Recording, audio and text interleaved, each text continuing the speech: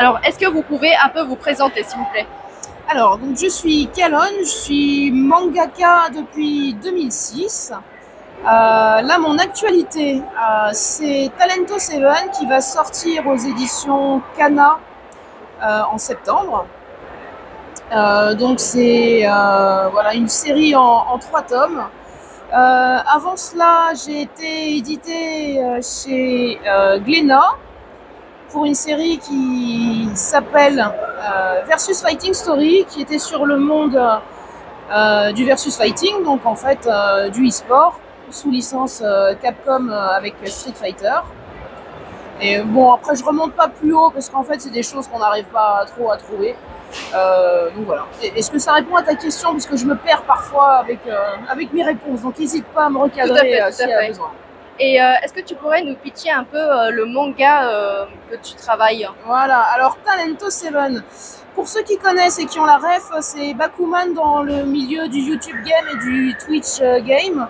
Pour ceux qui l'ont pas, on va pitcher pour de vrai. Donc c'est l'histoire d'Adel, un jeune garçon qui est passionné de rétro gaming et qui voudrait partager sa passion avec le plus grand nombre en créant sa chaîne YouTube. Le problème, c'est que déjà, le rétro gaming, c'est pas hyper un sujet qui attire les foules, c'est un peu un truc de niche, quoi.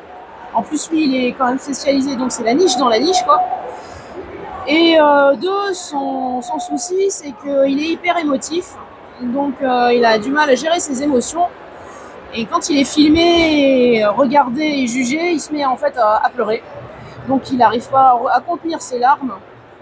Et donc ça devient très compliqué de percer dans ce milieu avec ce handicap-là.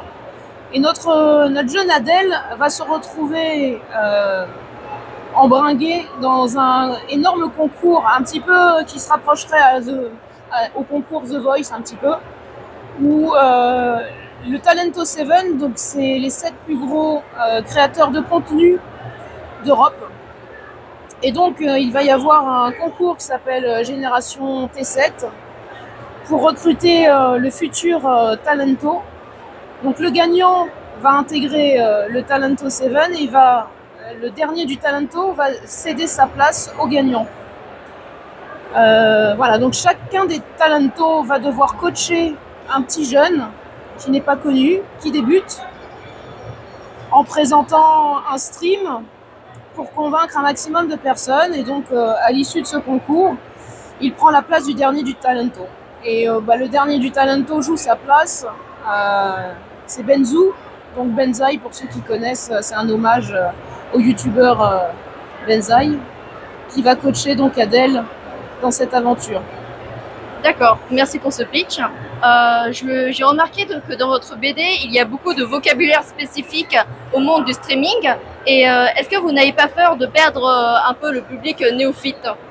On y a pensé, effectivement. L'idée, c'était que ça se rapproche quand même de la réalité, que ceux qui s'y connaissent puissent justement retrouver les termes techniques. Pour ceux qui ne connaissent pas, le manga sera fourni avec toute une partie de bonus, et notamment de termes explicatifs sur justement tout ce qui est technique, un petit peu la partie technique. Donc on espère justement rattraper un petit peu les lecteurs qui pourraient être perdus. On espère aussi expliquer à ceux qui se poseraient des questions sur ce que c'est qu'être un streamer et comprendre un petit peu tout cet univers, quoi, en fait. D'accord. Et est-ce que vous considérez que votre BD est une mise en garde pour les jeunes qui veulent se lancer dans le monde du streaming?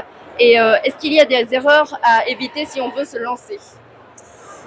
C'est vrai que ce qu'on essaye de montrer, c'est que déjà, c'est pas si facile que ça. C'est pas parce qu'en fait on se met devant une caméra et qu'on on appuie sur le bouton que voilà, tout est magique, tout se fait d'un coup.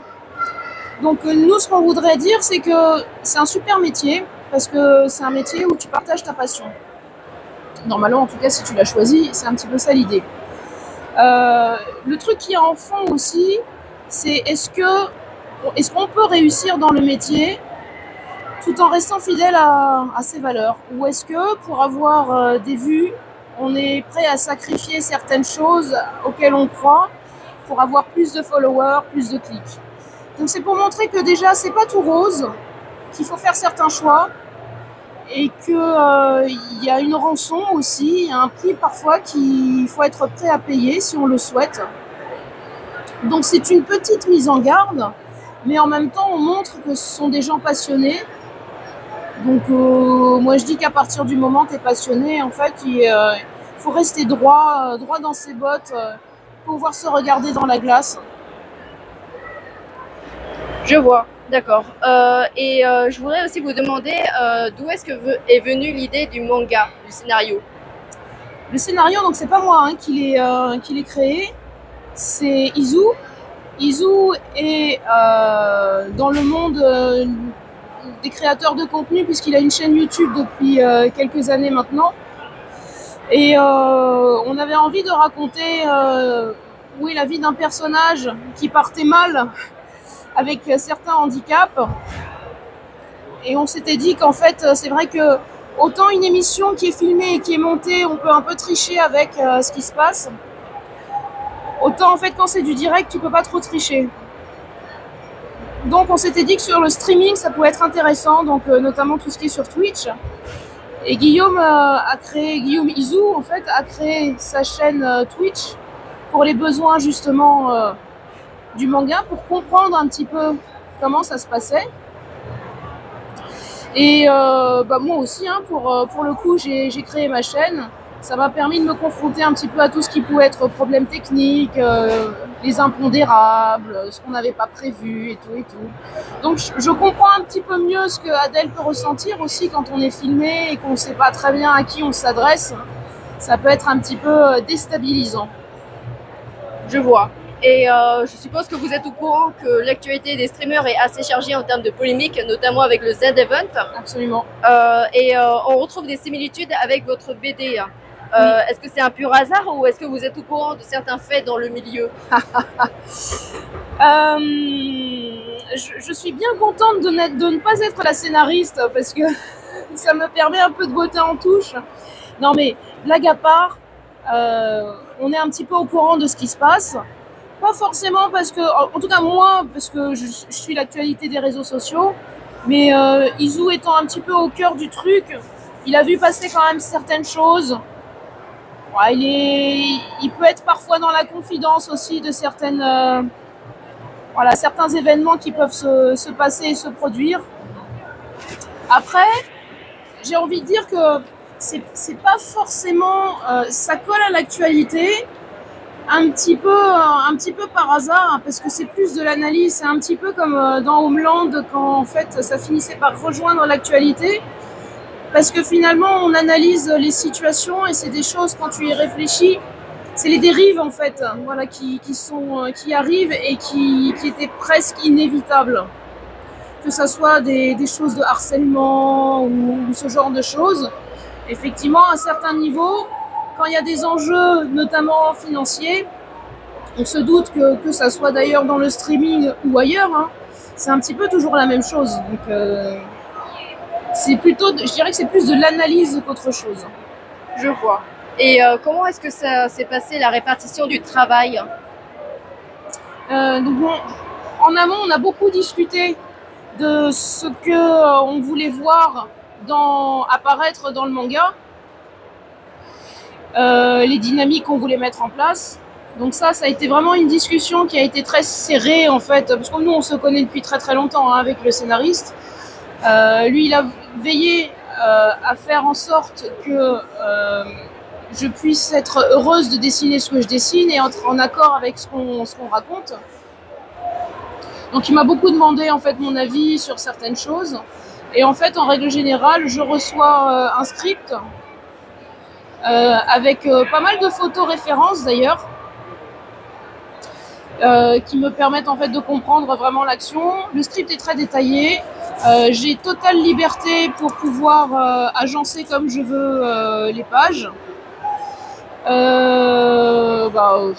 Voilà en fait la collaboration. En fait, j'y pense même plus. Ça fait tellement longtemps qu'on bosse ensemble, j'avoue, que c'est devenu tellement naturel.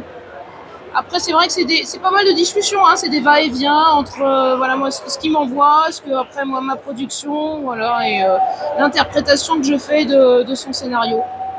Je vois, je vois.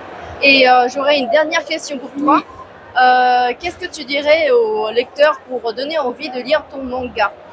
Mais je dirais qu'en fait, si tu consommes des contenus sur Internet tels que YouTube ou Twitch, c'est quelque chose qui va te parler parce que déjà tu vas reconnaître des gens qui existent, que peut-être d'ailleurs tu suis déjà les comptes. Si tu as envie de te lancer dedans, tu vas en apprendre aussi pas mal sur la création d'un contenu.